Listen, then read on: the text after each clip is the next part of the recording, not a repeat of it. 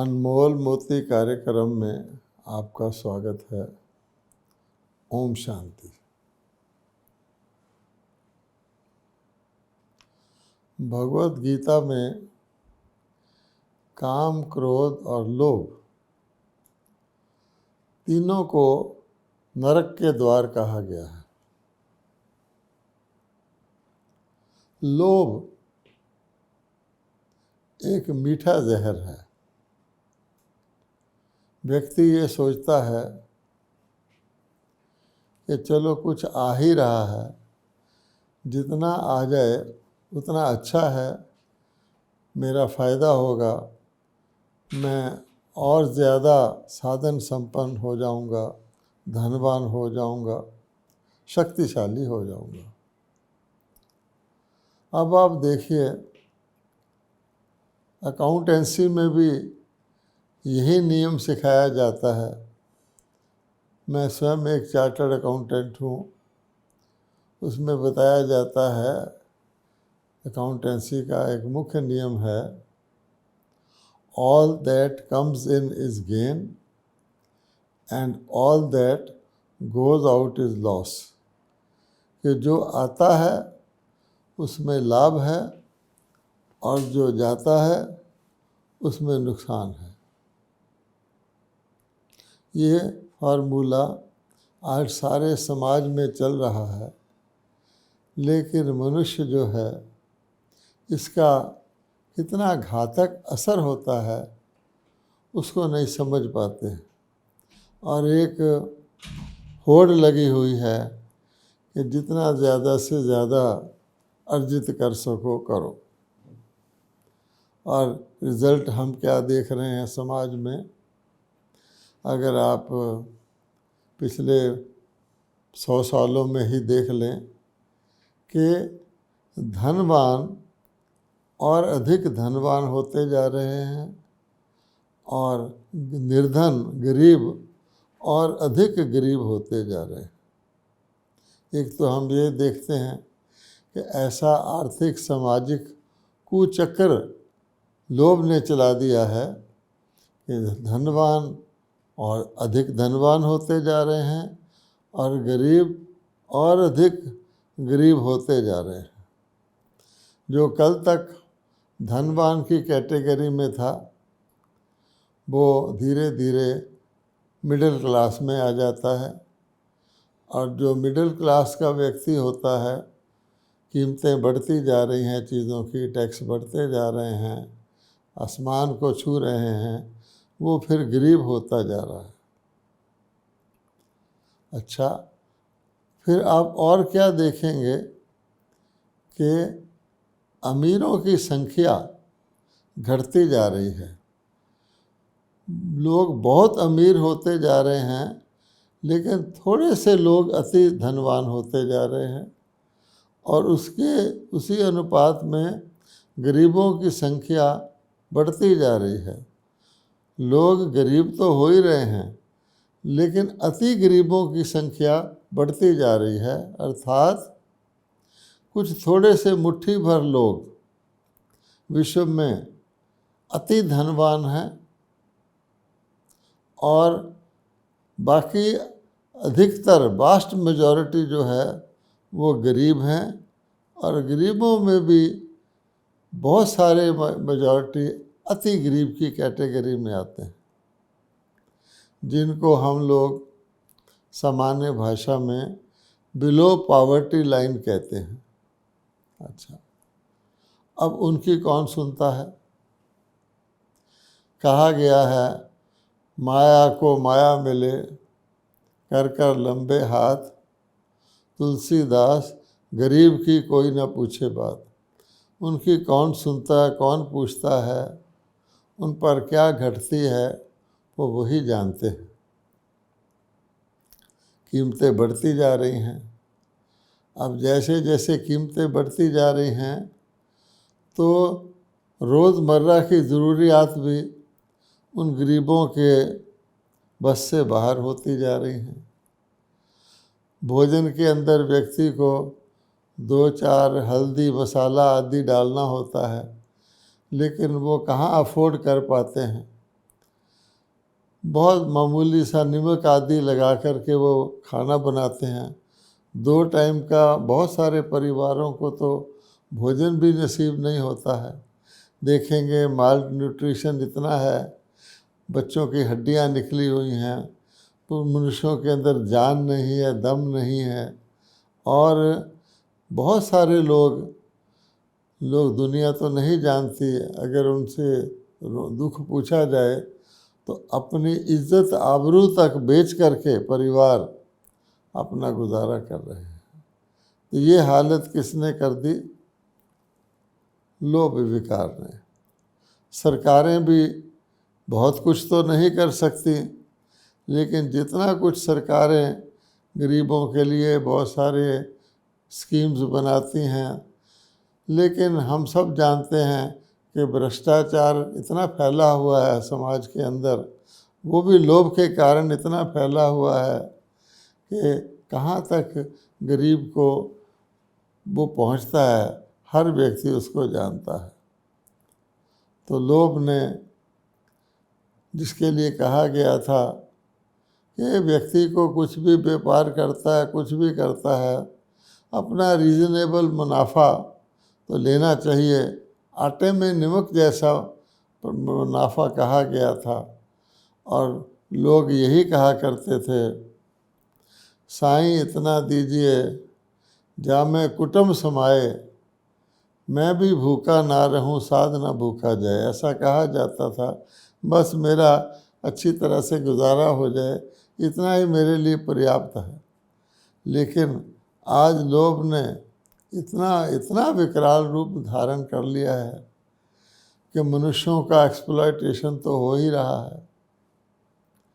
Teacher से लिखवाया जाता है, हमने इतनी तनख्वाह ली, प्राइवेट स्कूल में उनको दी कम जाती है, नहीं तो नौकरी ही नहीं मिलती। चाइल्ड लेबर सरकारी तौर पे बैंड है, लेकिन आप जा कर के देखिए कितनी सारी माचिस फैक्ट्रियाँ, अन्य फैक्ट्रियों में छोटे छोटे बच्चे सुबह से शाम तक काम करने जाते हैं। माता पिता भी उनका बचपन सारा इसी में कमाने में ही लग जाता है, उनको भेज देते हैं। छोटे छोटे बच्चे सुबह दुकानों पर अंगीठी जलाते हैं, चाय बनाते हैं इत्यादि, ये सब हम लोग जानते हैं। और फिर मनुष्यों का दोहन तो किया ही है। लोभ ने प्रकृति का भी दोहन कर डाला है। हर चीज़ को इतना पीस दिया गया है, हर चीज़ को इतना निचोड़ दिया गया है, उसका चुमर जैसे कहते हैं निकाल दिया गया है। और यहाँ तक कि जो नॉर्मल जीवन जीने की वो चीज़ें हैं, जिसको हम हवा पानी कहते हैं, तो मनुष्यों के लोभ ने तो हवा पानी को भी इतना दूषित और प्रदूषित कर दिया है कि हवा भी बड़े बड़े महानगरों में कई बीमारियों का कारण बनती जा रही है। और वाटर बोर्न डिजीज़ तो बहुत ही हैं।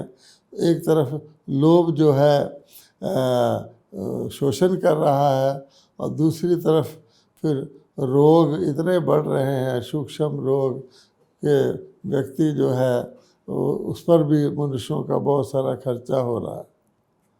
अब आप देखेंगे हर व्यक्ति यही सोच रहा है कि मैं तो ज़रा सा ही कर रहा हूँ, अब बाकी भी कर रहे हैं तो मैं क्या करूँ। समाज में ऐसा एक विशेष सर्कल, एक प्रकार का कुचक्कर चल गया है, जैसे मकड़ी का जाला होता है। कोई भी व्यक्ति उसमें फंस जाए, अच्छा भला व्यक्ति जो जीवन को मूल्यों को लेकर, जैसे नौजवान कोई नया समाज में दाखिल होता है पढ़ लिख कर, उसकी बहुत उम्मीदें होती हैं अपने लिए, समाज के लिए, लेकिन ऐसा वो मकड़ी का जाला है कि उसके अंदर फंस कर के व्यक्ति do in Rome as Romans do जैसा ही हो जाता है। नहीं तो उसे जीवन में बहुत ही कठिनाइयाँ, अगर वो समाज के वर्तमान सिस्टम के अनुसार नहीं चलता, उसका तो जीना ही दूभर हो जाता है। और हम क्या देख रहे हैं कि मानवता के लोभ के कारण सामूहिक किए हुए पाप कर्मों का फल एक दूसरे के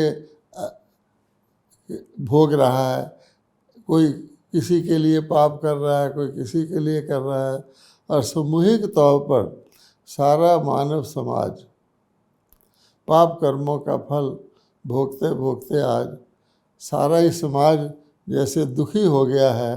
हम देख रहे हैं कि पूरी मानवता आज दुख भोग रही है, चाहे वो शारीरिक दुख हो, मानसिक दुख हो, पारिवारिक दुख हो, संबंधों में दुख हो, प्राकृतिक दुख हो, सामाजिक दुख हो, कई प्रकार के दुख हैं।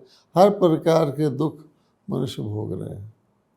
अब तो हालत यहाँ तक आ गई है कि स्टडी की गई है कि हर 5 व्यक्तियों में एक तो अब एबनॉर्मल हो गया है। यानी सारे समाज में 5 व्यक्ति में जिनको हम नॉर्मल गिनते हैं आज के स्टैंडर्ड से, उनसे भी ज़्यादा एक तो एबनॉर्मल हो ही गया है। तो क्या रह गया समाज में? आप कई जगह जाकर देखेंगे, किसी रेलवे स्टेशन पर लोग बैठे हों या एयरपोर्ट या बस अड्डे पर परिवार बैठे हों, तो आप देखेंगे कि अच्छे भले वस्त्र पहने हुए, अच्छे सभ्य लगने वाले, एक साधन संपन्न लगते वाले परिवार हैं, लेकिन उनमें एक आध बच्चा इस प्रकार का मोरोन जिसको कहते हैं, जो कि बिल्कुल ही जैसे कि जिसको कहा जाता है कि एबनॉर्मल दिख रहा है, उसको माँ बाप पकड़ के उठा रहे हैं। यानी एक उनके लिए एक बर्डन की तरह है। अच्छा, 5 व्यक्तियों में एक तो एबनॉर्मल है, बाकी 4 का क्या हाल है? अगर हम बाकी 4 व्यक्तियों को भी समाज के में देखेंगे तो एक भी ऐसा नहीं होगा जो किसी न किसी प्रकार की चिंता से ग्रसित ना हो। हर एक को कोई ना कोई चिंता लगी रहती है। अगर कुछ नहीं है, उसको कब और कैसे हासिल होगा उसकी चिंता लगी है। अगर उसके पास कुछ है तो कहीं खो ना जाए, उसकी चिंता लगी हुई है। और अगर वो हो गया, मान लो जो उसके पास उपलब्ध है वो खो गया, या जो उसको वो पाना चाहता है वो नहीं मिला, तो फिर आगे और भी दशा क्या होगी, कैसी दुर्दशा होगी, उसका भय भी व्यक्ति को सताता रहता है। और चिंता और भय के कारण जीवन तनावपूर्ण हो गया है। हर व्यक्ति खिंचा खिंचा नज़र आता है। शांति तो दूर की बात हो गई है। लोग शांति के लिए प्रार्थनाएं करते हैं, शांति का पाठ पढ़ते हैं। ज़रा सी शांति सच्ची मिल जाए उसकी तलाश में यहाँ वहाँ भटकते रहते हैं। तो ऐसा कैसा समाज है? मानव जिसका स्वभाव ही शांति है, आत्मा का, हम कहते हैं आत्मा का धर्म ही शांति है। ओम शांति हम कहते हैं। हर आत्मा किसी भी स्थिति में हो, वो वापस अपनी शांति की स्थिति में जाना चाहती है। तो अगर वो शांति ही ना रहे तो बाकी क्या बचा? इसलिए अगर हम विचार करें, हर व्यक्ति को विचार करना चाहिए कि लोभ कितना हानिकारक है। अब मान लीजिए हम एक उदाहरण लेते हैं। आज के ज़माने में सब लोग इस बात के सचेत हो गए हैं, उनके अंदर अवेयरनेस आ गई है कि अगर व्यक्ति के शरीर का वज़न बढ़ जाता है, ज़्यादा होता है, तो अनेक बीमारियों का कारण बनता है। और वैसे भी व्यक्ति फुर्तीला नहीं रहता, उसका उमंग गुस्सा घट जाता है, उसका ज़रा सा काम करने से सांस फूलने लगता है, उसका पाचन शक्ति भी घट जाती है, वो कुछ खा पी भी नहीं सकता, शरीर में हवा भर जाती है। सब लोग मोटापे की आजकल समझ गए हैं कि मोटापा इटसेल्फ एक रोग है। एक व्यक्ति स्वयं ही कुली बन के 30-40-50 किलो तक अपना वज़न उठाए फिरता है। तो आज हर व्यक्ति चाहता है कि मैं हल्का बनूं। और अनेक प्रकार के प्रयत्न लोग करते रहते हैं, एक्सरसाइज करते हैं, दवाइयाँ खाते हैं, कई प्रकार के डाइट कंट्रोल करते हैं कि हमारा वज़न कुछ घटे। अच्छा, आज की स्थिति में अगर कोई व्यक्ति किसी को कहे कि मैं आपका वज़न 4 गुना कर सकता हूँ, तो समाज में कौन ऐसा व्यक्ति होगा जो इस बात को कहेगा कि ठीक है, मेरा वज़न आप 4 गुना कर दीजिए? कोई भी नहीं चाहेगा। वो कहेगा 4 गुना तो क्या, मैं तो अपने वर्तमान वज़न से परेशान हूँ, इसको घटाया जाए। तो उसको बोझ समझते हैं। एक भी प्राणी आज के दुनिया में, आज के समाज में अपने वज़न को 4 गुना नहीं करवाना चाहेगा। अब इसी बात को आप दूसरे रूप से लीजिए। अगर कोई किसी को कहे कि आपकी आमदनी या आपका धन 4 गुना कर दिया जाए, फिर तो आप देखेंगे अंदर लोभ का संस्कार है।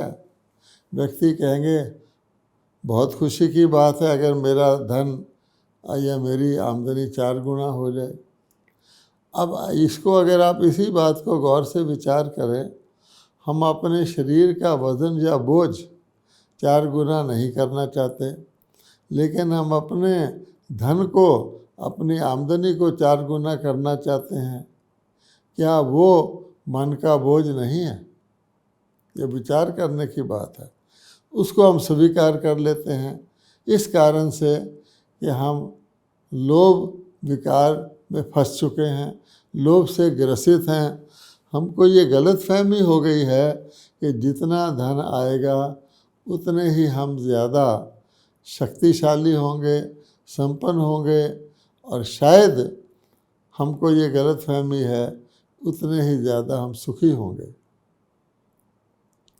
ये तो ठीक है, एक धनवान व्यक्ति अगर बीमार होता है तो अच्छे अस्पताल में दाखिल हो जाता है। उसके पास ज़्यादा धन है तो स्पेशल वार्ड में कमरा ले लेता है, और ज़्यादा धन है तो महंगे अस्पताल में महंगे डॉक्टर से ऑपरेशन करा लेता है। यहाँ तक तो उसका धन खर्च होता है, लेकिन अगर वो मूलभूत देखे कि उसको रोग होता ही क्यों है, तो आप पाएंगे कि जिसको कहा जाता है, जैसे इन्फ्लुएंज़ा एक बीमारी है, एफ्लुएंस यानी ज़्यादा धन भी 100 प्रकार के रोगों को आकर्षित करता है। अब हम आपका ध्यान प्राकृतिक नियम की ओर ले जाना चाहते हैं। अगर आप चारों तरफ देखें तो प्रकृति का नियम है। प्रकृति के नियम के अनुसार हर चीज़ इस दुनिया के अंदर अनुकूल मात्रा में ही पर्याप्त होती है, अनुकूल मात्रा में ही वो कारामद होती है, यूज़फुल होती है, सफल होती है। और अगर उसकी मात्रा घट जाए या बढ़ जाए तो हानिकारक होती है, रोग का कारण बनती है, इम्बैलेंस पैदा करती है। एक साधारण अगर आप एग्जांपल ले लें, व्यक्ति भोजन बनाता है। अब भोजन के अंदर अनुकूल मात्रा में नमक होना चाहिए। एक सिंपल उदाहरण हम ले रहे हैं। अगर किसी चीज़ में कोई भी आप भोजन बनाए, बहुत अच्छा भोजन बनाए, लेकिन उसके अंदर जो नमक है अनुकूल मात्रा से ज़्यादा हो जाए तो फिर क्या होता है? थोड़ा सा नमक ज़्यादा होने से अच्छा भला बना हुआ भोजन भी बेस्वाद हो जाता है। मनुष्य कहते हैं इसमें तो बहुत नमक है, बाकी सारी चीज़ें वो नमक अधिक होना ख़त्म कर देता है।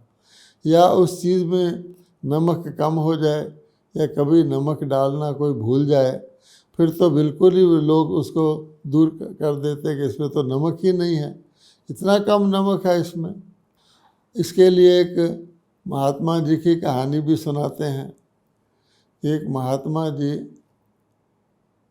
अपने शिष्य के साथ, किसी सेठ ने उनको भोजन पर बुलाया था, तो वहाँ पर भोजन करने गए और वहाँ पर कोई भोजन का व्यंजन परोसा गया।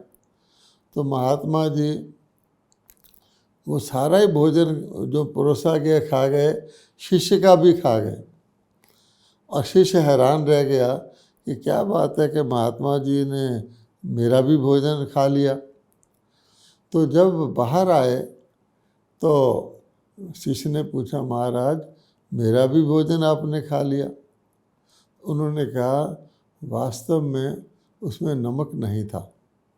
अब मैंने तो उसका सम्मान रखने के लिए जिसने भोजन बनाया परोसा था, मुझे बुलाया था, मैंने खा लिया, मैंने वर्णन नहीं किया उस बात का। अगर मैं तुमको देता और तुम कह देते महाराज इसमें तो नमक ही नहीं है, तो उसका निरादर हो जाता। तो कहने का भाव ये है कि हर चीज़ की मात्रा, हम सब लोग जानते हैं व्यक्ति के शरीर के अंदर थोड़ा सा मैग्नीशियम की ज़रूरत होती है, थोड़ी सी पोटाशियम की ज़रूरत होती है, डॉक्टर लोग जानते हैं किस मात्रा में उसमें सोडियम होना चाहिए, आदि आदि। अगर किसी भी चीज़ की मात्रा ज़रा सी भी बढ़ जाती है या घट जाती है तो शरीर के अंदर रोग शुरू हो जाता है, व्यक्ति की स्फूर्ति घट जाती है, कभी कभी उसका दिल धड़कने लगता है, नब्ज़ तेज हो जाती है, स्लो हो जाती है। अर्थात किसी भी चीज़ में किसी भी चीज़ की मात्रा अगर ज़्यादा हो जाए तो ये आवश्यक नहीं कि ज़्यादा मात्रा उस चीज़ को लाभ उठाती है। जो लोग चावल बनाना जानते हैं वो जानते हैं कि चावल को उबालने के लिए उसमें कितना पानी होना चाहिए, नीचे उसकी आग जलाई जाती है। अगर ज़्यादा पानी डाल दिया जाए तो चावल पकने की बजाय कुछ और ही तरह का पच बन जाता है। तो ये जो असूल है, अगर मान लीजिए बिल्डिंग बनाते हैं उसमें रेत और सीमेंट की भी मात्रा होती है। अगर सीमेंट कम मात्रा में डाल दिया जाए, रेत ज़्यादा डाल दी जाए तो क्या हाल होता है। इसलिए अगर व्यक्ति सोचे तो कुदरत के अंदर क्या होता है कि एक्स्ट्रा किसी चीज़ की भी जो मात्रा है उसको ख़त्म करने के लिए भी व्यक्ति को एनर्जी खर्च करनी पड़ती है, समय खर्च करना पड़ता है। मान लीजिए कोई व्यक्ति ज़्यादा चीनी खा लेता है तो बॉडी सिस्टम क्या करता है, तो उस एक्स्ट्रा चीनी को निकाल फेंकने के लिए एक नॉर्मल हेल्दी व्यक्ति, उसमें बॉडी को ज़्यादा एनर्जी लगानी पड़ती है कि वो एक्स्ट्रा चीनी बॉडी को नुकसान न कर दे। इसी प्रकार से कोई व्यक्ति फैट या घी ज़्यादा खा लेता है तो भी बॉडी उसको एडजस्ट करती है कि जितना कि बॉडी को चाहिए उससे ज़्यादा अंदर ना जाए, क्योंकि बहुत नुकसान करता है। किसी जगह पर भी आप देखेंगे पानी भी कहीं ज़्यादा गिरा दिया जाए तो उस पानी को फेंका जाता है। सब जानते हैं कि चाय जहाँ उगती है वहाँ जड़ में पानी नहीं होना चाहिए, और जहाँ चावल उगता है वहाँ जड़ में पानी खूब होना चाहिए। अर्थात प्राकृतिक नियम है, उन नियमों में कोई किसी चीज़ की अधिक मात्रा को जोड़ेगा तो नुकसान होगा। जैसे हम जानते हैं कि हार्ट की नाड़ी जब सिकुड़ जाती है, उसके अंदर कोलेस्ट्रॉल जमा हो जाता है तो खून को प्रेशर से हार्ट के अंदर जाना पड़ता है, जिससे हमारा ब्लड प्रेशर बढ़ता है। इसी प्रकार से अगर आप देखेंगे तो लोभ एक बहुत ही निरर्थक चीज़ है। कोई व्यक्ति के पास आप देखेंगे लोभ के कारण बहुत धन इकट्ठा हो जाता है, तो लोगों ने कईयों ने कहा हुआ है कि धन तो एक माया का रूप है। जिसके पास धन आता है उसके पास 100 प्रकार के ऐब लग जाते हैं, वो जुआ खेलने लग जाता है, धन को व्यर्थ गंवाता है और निरर्थक तौर पे धन से शेयर खरीदता है। कई बातें हम सब जानते हैं, क्योंकि एक्स्ट्रा हो गया। अगर उसके पास नॉर्मल पर्याप्त धन होता है तो व्यक्ति फालतू चीज़ों में जाता ही नहीं है। तो इसलिए लोभ एक मीठा विकार है, मीठा जहर है। इसलिए भगवान ने भी लोभ को नरक का द्वार कहा है। और आज हम देखते हैं लोभ के वश व्यक्ति हर जगह स्वार्थी हो गया है। वो पहले देखता है कि मुझे क्या मिलेगा, फिर कोई कार्य करता है। और जो असूल गीता में भी बताया गया है कि तुम कर्म करो, कर्म के फल को मत देखो। आज का व्यक्ति पहले फल को देखता है फिर कर्म करता है। अगर उसकी मुस्कुराहट भी है, किसी से मीठा भी बोलता है, तो केवल इस कारण वो उसमें कुछ अपना लाभ या लोभ देखता है। दुकानदार के पास सब खरीदने जाएंगे, कितना मीठा बोलेगा, कितना सम्मान से आपसे बात करेगा। अगर उसका असली रूप देखना हो और वही चीज़ उसको वापस करने जाओ, फिर आप देखिए वो आपका अपमान करने तक उतर आएगा, ऐसे शब्द, उसकी भाषा भी बदल जाएगी। तो इसलिए लोभ से बचना चाहिए। अपने सम्मान के लिए, अपने स्वास्थ्य के लिए, अपने मानसिक स्वास्थ्य के लिए, अपने पारिवारिक संबंधों में समरसता के लिए हमें लोभ का त्याग करना चाहिए। और जितना सामान्य रीति से एक जायज़ जिसको कहा जाता है, एक बिल्कुल रीज़नेबल चीज़ है, वहाँ तक ही हमको अपने आप को बिहेव करना चाहिए। जिसको कहा गया है कि आटे में नमक जितना लाभ रख कर के व्यापारी को अपना व्यापार करना चाहिए। और इन सब चीज़ों के लिए, क्योंकि हमारे अंदर, मन के अंदर एक बार कोई विकार घुस जाता है, जैसे कोई एक बारी कोई खड्डा खोद लेता है तो और वो गहराई होता जाता है। इसी प्रकार से लोभ से ग्रसित व्यक्ति को इससे छुड़ाना मुश्किल लगता है। इसलिए मेडिटेशन, या जिसको हम कहते हैं योग लगाना, स्वाध्याय करना, ध्यान करना, इससे व्यक्ति का मन कंट्रोल में आता है और वो इस बात की यथार्थता को समझता है। और कंट्रोल में मन आने से वो फिर अन्य चीज़ों के साथ साथ लोभ पर भी कंट्रोल करता है। इसीलिए कहा गया है, मन जीते जगत जीत। मन को नियंत्रण करने से जो हमारा जगत जो दुखमय हो गया है, जो कहते हैं नरक तुल्य हो गया है, लोभ नरक का द्वार है, हम अपने जीवन को पुनः वापस दैवी गुणों से भरपूर करके उसको स्वर्ग तुल्य सुखदायी बना सकते हैं। ओम शांति।